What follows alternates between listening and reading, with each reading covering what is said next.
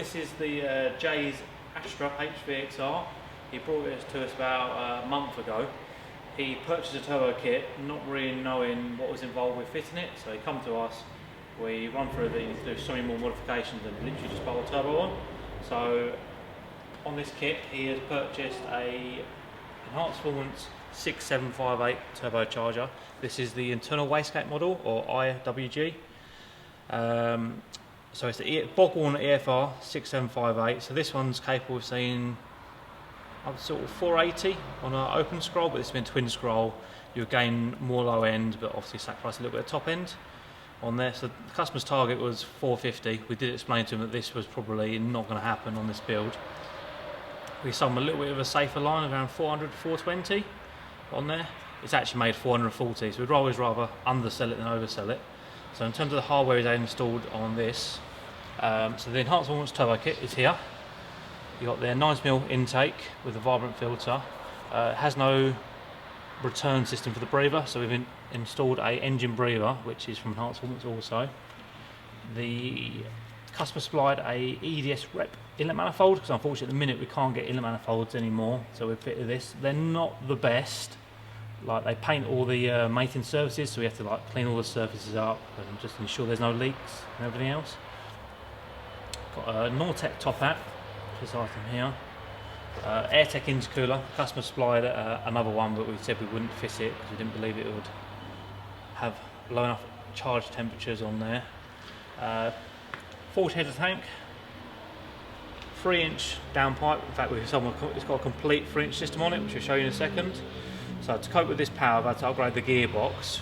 The customer decided while it was out, he'd do our Gen 2 upgrade, which is with the bigger casing, bigger bearings, obviously improved oil flow.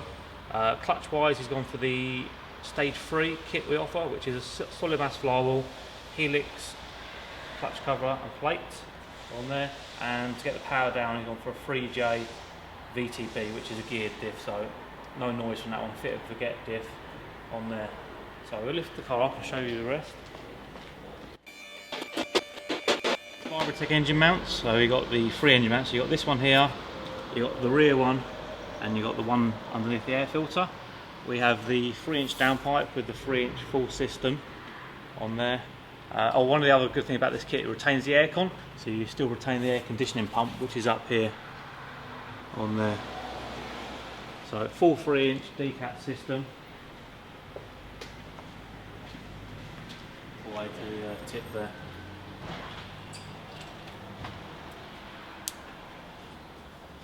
We also installed a set of casebolt brakes. Obviously, with always almost double the power, you need some better stopping power on there.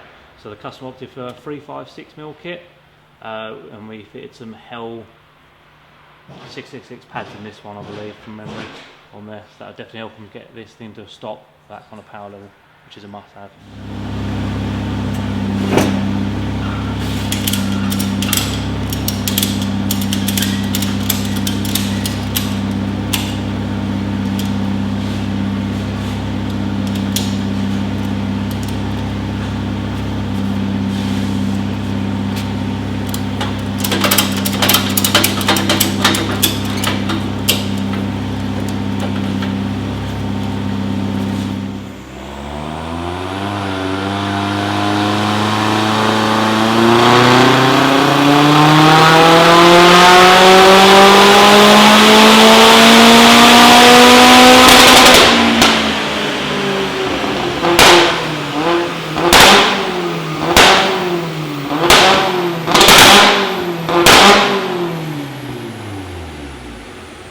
So we're now finished with Jay's Astra.